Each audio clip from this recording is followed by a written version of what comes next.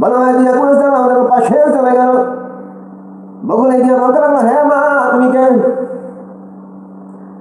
তুমি এখানে এই জঙ্গলের ধারে বসে বসে গুনগুনে গেছো, তুমি কে?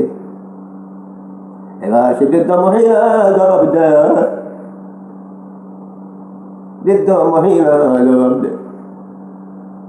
যার সৌন্দর্য তমাম পৃথিবী কাছে অতুলনীয় ছিল, সেই মহিলা অনেক বৃদ্ধ বয়সে শরীর চামড়া গুছায় গেছে, মুখের কানে চামড়া গুছায় ফুলে গেছে, চোখের খবর ফুলে গেছে, মুখের সৌন্দর্য নষ্ট হয়ে গেছে।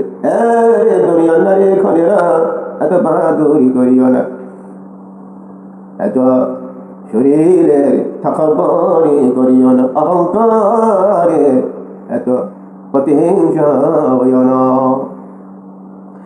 দুনিয়ার নারী খনেরা চলো, তুমি তোমার সৌন্দর্যের অহংকার করিও না।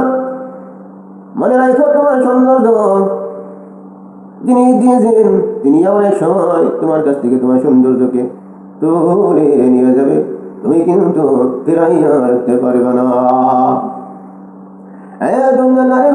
তুমি আর কি সুন্দর, তোমরা কি ভাই সুন্দর, জুলাইখার সামনে তোমরা কি সুন্দর। আল্লাহ রাব্বুল আলামিন ইউসুফ এবং জুলাইখাকে পৃথিবীর সারা সৌন্দর্য দিয়ে সৃষ্টি করেছিলেন। বলা হয়েছে অর্ধেক সৌন্দর্য ছিল ইউসুফ এবং বাকি সৌন্দর্য ছিল জুলাইখা। এই জুলাইখা বৃদ্ধ বয়সে, বয়সের কথা বলা হয়েছে 85 বছর বয়সে জুলাইখা নিরিবিলি জঙ্গলের পাশে বসে বসে গুনগুনাইয়া কাঁদতেছি। আর ওই রাস্তা দিয়ে কি কারণে, যে কোনো কারণ বশত হোক না কেন, হয়তো মানে আল্লাহ রাব্বুল আলামিন ইতিহাস ঘটাই দিবেন, বলে করে দিবেন, এটা আমার আল্লাহ রাব্বুল আলামিনের কারিশমা। আল্লাহ রাব্বুল আলামিন বলেন, আমি আল্লাহ রাব্বুল আলামিন যা চাই তাই করতে করি। নবী আকরাম সাল্লাল্লাহু আলাইহি ওয়াসাল্লাম সেই বৃদ্ধ মহিলার পাশে গিয়ে জিজ্ঞাসা করেন, হে মা তুমি কে, আর কিসের জন্যই মা এখানে বসে বসে কাঁদতেছো? এবার বৃদ্ধ মহিলা বাবা ইয়াকুবের চোখে তাকাইয়া দেখে, তাফসীরে আসিয়াছে ইতিহাস বলে কি আছে, জুলাইখা বৃদ্ধ হয়ে গেছে কিন্তু তারপরে ইয়াকুব আলাইহিস সালামের কথা বলে নাই। যেমন করে বললে যার সন্তান হলো ইউসুফ আলাইহিস সালাম। ইতিহাস বলে কি আছে, বৃদ্ধ বয়সে জুলাইখা ইয়াকুবের কথা বলে নাই, মনের মধ্যে স্থির করে রেখে দিয়েছে।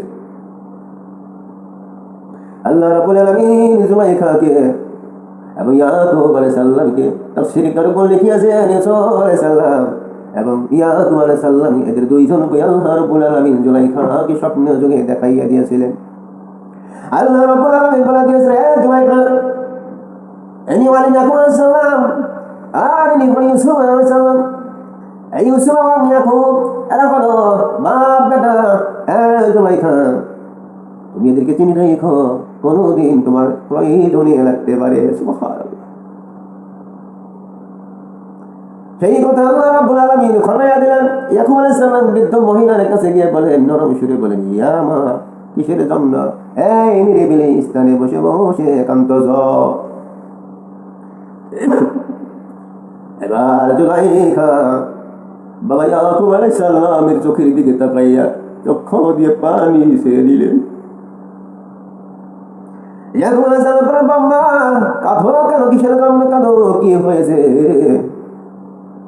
এবার জুলাইখা বলেন, বাবা ইয়াকুব, নাম ধরে বলল, সুবহানাল্লাহ, নাম ধরে বলে উঠল, আল্লাহর পয়গম্বর ইয়াকুব, আমি আপনাকে চিনি কিন্তু আপনি আমাকে চিনবেন না, কারণ আপনার সম্পর্কে আমার আল্লাহ রাব্বুল আলামিন, জুলাইখা বলেন, আপনার সম্পর্কে আমার আল্লাহ রাব্বুল আলামিন স্বপ্ন যোগে আমাকে বলে দিয়েছেন যে ইনি হইল আমার পয়গম্বর ইয়াকুব আলাইহিস সালাম।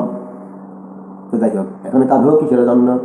এবার জুলাইখা বলে, বাবা ইয়াকুব, আপনি কি জানেন আমি কে?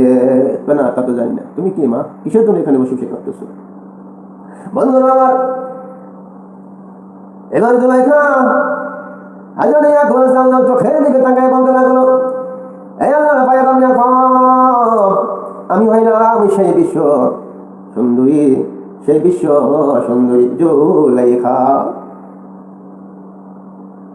যেই জুলাইখা আপনার সন্তান, আপনার ছোট সন্তান ইউসুফের প্রতি আসক্ত হয়েছিল, যেই জুলাইখা আপনার ছেলে ইউসুফকে ভালোবেসেছিল, যখন আপনার সন্তান আমার ভালোবাসার দিকে খেয়াল ছিল না, আর তখনই আমি অবৈধ কাজের জন্য উদ্যুক্ত হয়েছিলাম।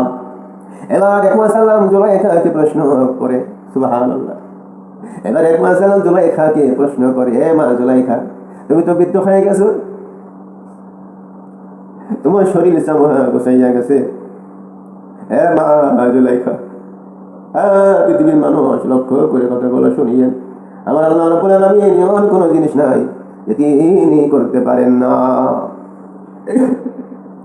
আল্লাহ রাব্বুল আলামিন বলেন, মিনহা খলাকনাকুম ওয়া মিনহা নুঈদুকুম ওয়া মিনহা নুখরিজুকুম তারাতান উখরা। হে বান্দা, তোমাকে এই মাটি দিয়ে বানাইছে, আবার তোমাকে মাটির মধ্যে যেতে হবে, আবার তোমাকে এই মাটি থেকে উঠানো হবে। তার মানে আল্লাহ রাব্বুল আলামিন সব কিছুই করতে পারেন। এবার ইয়াকুব আলাইহিস সালাম জুলাইখাকে একদিন সুসংবাদ দিলেন। ইয়াকুব আলাইহিস সালাম বলেন, এ মা জুলাইখা, তোমার বয়স তো এখন বেশ ভালোই হয়ে গেছে, মনে হয় 100-এর কাছাকাছি হয়ে গেছে। তখন তাফসিরে কারবন লিখিয়েছিল, তাফসিরে বাইজাবিতে আসিয়াছে 85 বছরের কথা উল্লেখ করা হয়েছে। তারপরে সেটা আল্লাহ তাআলাই ভালো জানেন। বন্ধুরা আমার ইয়াকুব আলাইহিস সালাম জুলাইখাকে একটি কথা বলে, এ মা জুলাইখা, জুলাইখা, তোমার বয়স এখন অনেক হয়ে গেছে, তোমার শরীরে চামড়া ঘুষায় গেছে, চোখের ভ্রমরে পাশ গিয়ে তোমার চামড়া ঘুষায় গেছে, তোমার মুখ তো বেশি হয়ে গেছে। মা জুলাইখা, এখন যদি আমার সন্তান ইউসুফের সহিত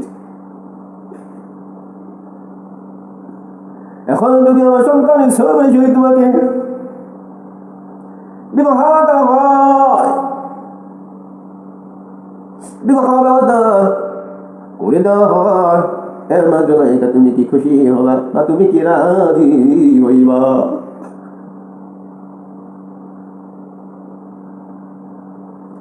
জুলাইখা বলে, বাবা ইয়াকুব আলাইহিস সালাম, যখন আমি বিশ্ব সুন্দরী রমণীতে রূপান্তরিত ছিলাম, যখন আমি সুন্দরে অতুলনীয় এক স্থানে ছিলাম, আমার সৌন্দর্য দেখতে খাইয়ে আমার পৃথিবীর যুবকগুলো এক নজরে চেয়ে থাকছে, আর সবাই মনে মনে আশা করেছে, জুলাইখাকে যদি বিবাহ করতে পারতাম তাহলে আমার জীবন ধন্য হয়ে যেত। ও বাংলাদেশে বলে একটি নায়ক ছিল, সালমান খান করে নাম, আমি শুনছি আর কি। এই সালমান খানের জন্য যখন সালমান খান মারা যায় বা মারা গেছে, তখন বলে তার কথা শুনে বাংলাদেশের অনেক যুবতী মেয়েরা বলে ফাঁসি দিয়ে মারা গেছে। আস্তাগফিরুল্লাহ, নাউযুবিল্লাহি মিন যালিক। আমি মনে করবো যে সমস্ত মেয়েরা যদি এগুলো আসলে করে থাকে, আসলে যদি এটা হয়ে থাকে, তাহলে এই মেয়েগুলো জাহান্নামবাসী। কেন?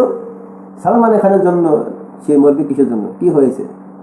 আবার অনেকে বলে যে সালমান খান অনেক সুন্দর ছিল, এই জন্য তাকে ভালোবাসছে, বা অনেকে তার কাছে তার কাছে পাওয়ার আশা করছিল বা আশা থাকছে, এই জন্য। এরকম যদি হয়ে থাকে আসলে, তাহলে এটা অন্যায় হয়েছে, এটা ভুল হয়েছে। এমনকি সে মেয়েদের জন্য এটা জিনাকারের কাতারে গিয়ে দাঁড়াইছে। এমনকি সেই মেয়েগুলো যদি মারা যায় থাকে, তাহলে হাসরের ময়দানে সে জিনাকারীর কাতারে দাঁড়াবে। বন্ধুরা আমার, সেই জুলাইখা এরকম করে বাবা ইয়াকুব আলাইহিস সালামের সামনে এইভাবে বর্ণনা দিতে লাগলেন। ইয়াকুব আলাইহিস সালাম দাঁড়াইয়া শুনতে লাগলো। জুলাইখা বলে, বাবা ইয়াকুব, এখন আমি বৃদ্ধ হয়ে গেছি, আর আপনার সন্তান ইউসুফ এখন মিশরের জমিনের বাদশা। আমি জুলাইখা একদিন মিশরের বাদশাহর স্ত্রী ছিলাম। আমার বাবাও একজন মিশরের ধনবান ব্যক্তি ছিল, কিন্তু যাই হোক, ওই সময় তো আপনার সন্তান ইউসুফ আমাকে খেয়াল করে নাই, আমার ভালোবাসার দিকে তাকাই নাই, আর এখন আমি বৃদ্ধ হয়ে গেছি, আমার শরীরের চামড়াগুলো গোসাইয়া গোসাইয়া তলা হয়ে গেছে, চোখের ভ্রমরগুলো গোসাইয়া গেছে, মুখগুলো ফুলে গেছে, আমি এখন বিশ্রী হয়ে গেছি। আর আপনার সন্তান এসব এখন তো জোয়ানে পরিণত হয়েছে। বাবা ইয়াকুব, এটা সম্ভব নয়, এটা কোনোদিনও সম্ভব নয় যে আমার মতো একজন বৃদ্ধ মহিলাকে আপনার সন্তান ইউসুফ আলাইহিস সালাম বিবাহ করিবে। বন্ধুরা আমার, ইতিহাসগুলো লিখিয়াছেন এইরকম করে বলা হয়েছে, ইয়াকুব আলাইহিস সালাম যখন জুলাইখাকে এইরকম করে প্রস্তাব দিয়েছিলেন, তখন জুলাইখা তাহার মনের কথাগুলো ঠিক এইরকম করেই বলতেছিল। যখন জুলাইখা বলতেছিল, তখন জুলাইখা চক্ষু দিয়ে পানি গুলো গড়িয়ে গড়িয়ে পড়তেছিল। বাবা ইয়াকুব আলাইহিস সালাম এই দৃশ্য খালি দেখে তিনি নিজেও কেঁদেছেন। জিবরাইল আলাইহিস সালাম এসে বলে, আল্লাহ তাআলা আপনার একজন পয়গম্বর ইয়াকুব আলাইহিস সালাম জঙ্গলের পাশে একটি বৃদ্ধা মহিলার কান্না দেখে সেও কান্দে, কি ব্যাপার, কি রহস্য? আল্লাহ রাব্বুল আলামিন জিবরাইলকে বললেন, রে জিবরাইল, তুমি কি জানো আমার এই পয়গম্বর কিসের জন্য জুলাইখার কান্নাই কান্দে? জিবরাইল বলেন, আল্লাহ তা তো জানি না। আল্লাহ রাব্বুল আলামিন বলেন, জিবরাইল, এই হলো আমার সেই পয়গম্বর ইউসুফ আলাইহিস সালাম বাবা ইয়াকুব, এনার ছেলে ইউসুফের সহিত জুলাইখার প্রেম পীড়িত হয়েছিল। কিন্তু আমার মনে তো পয়গম্বর ইউসুফ আলাইহিস সালাম তার প্রেমের দিকে সাড়া দেয় নাই রে, তার প্রেমের দিকে খেয়াল করে নাই। তিনি সবসময় আমি আল্লাহর প্রতি তাওয়াক্কুল করে সামনের দিকে চলছে। বন্ধুরা আমার, যাই হোক, শেষ পর্বে কথা হয়েছে, ইয়াকুব আলাইহিস সালাম জুলাইখাকে বলল, মা জুলাইখা, এই বৃদ্ধ বয়সে যদি তোমাকে আমার সন্তান ইউসুফের সহিত বিবাহ দিয়ে দেওয়া হয়, তাহলে তুমি কি খুশি হবে, কি রাজি হবা? জুলাইখা ওই কথাই বললো যে, বাবা, আমি এখন বৃদ্ধ হয়ে গেছি, এই বৃদ্ধ বয়সে কি আপনার সন্তান ইউসুফ আমাকে বিবাহ করবে? আবার অনেক দেখে এসেছে, ইয়াকুব আলাইহিস সালাম ইউসুফ আলাইহিস সালামকে বলল, ওই সময় তাকে নিয়ে গিয়েছিল জুলাইখাকে ইয়াকুব আলাইহিস সালাম সঙ্গে করে নিয়ে গিয়েছিল ওই মিশরের জমিনে। বলা হয়েছে ইউসুফ আলাইহিস সালামের পাশে নিয়ে গিয়েছিল, পাশে নিয়ে দুইজনকে পাশাপাশি বসাইয়া কথাবার্তা বলতেছিল। বলা হয়েছে এক পর্যায়ে তিনি ইয়াকুব বলেছিলেন, বাবা ইউসুফ, দেখো এই মহিলাটিকে তুমি চিনো কিনা? সুবহানাল্লাহ। ইউসুফ আলাইহিস সালাম বলে, বাবা ইনি কে? এই মহিলাকে আমি তো চিনি না। সুবহানাল্লাহ। ইউসুফ আলাইহিস সালাম বলে, বাবা এই মহিলাকে আমি তো চিনি না। যখন ইউসুফের মুখে এই কথা শুনলো জুলাইখা, জুলাইখা চক্ষু দিয়ে পানিগুলো ঝর ঝর করে পড়তে লাগলো। জুলাইখা মনে মনে বলতে লাগলো, আরে দুনিয়ার প্রেম, দুনিয়ার প্রেম কিছুই না, দুনিয়ার প্রেম কোনো প্রেম না রে, আসলে প্রেম হইল আখিরাতে, যে প্রেমের মাধ্যমে তোমাকে জান্নাতে নিয়ে যাবে। আর যে ব্যক্তিকে ভালোবাসলে, যে ব্যক্তির সহিত তোমার প্রেম পীড়িত হইলে তুমি জান্নাতি হইতে পারবা, ওইটাই হইল তোমার আসলে প্রেম। জুলাইখা ইউসুফের মুখে কথা শুনে মনকে বুঝাইতে লাগলো, হ্যাঁ মন, কি করেছিস রে, দেখো রে, আজ দেখো, আজ তোমাকে চিনতে পারছে না। তখন ইয়াকুব আলাইহিস সালাম বলেন, এই ইউসুফ, তুমি কি একে চিনো না? ইউসুফ বলেন, না বাবা, আমি তো একে চিনতে পারছি না।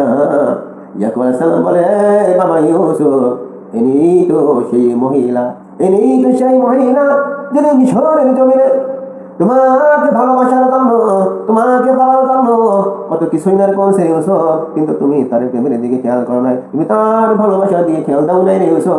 ইনি হইল সেই রমণী জুলাইখা। পরিচয় হয়ে গেল। সুবহানাল্লাহ। পরিচয় হওয়ার পরে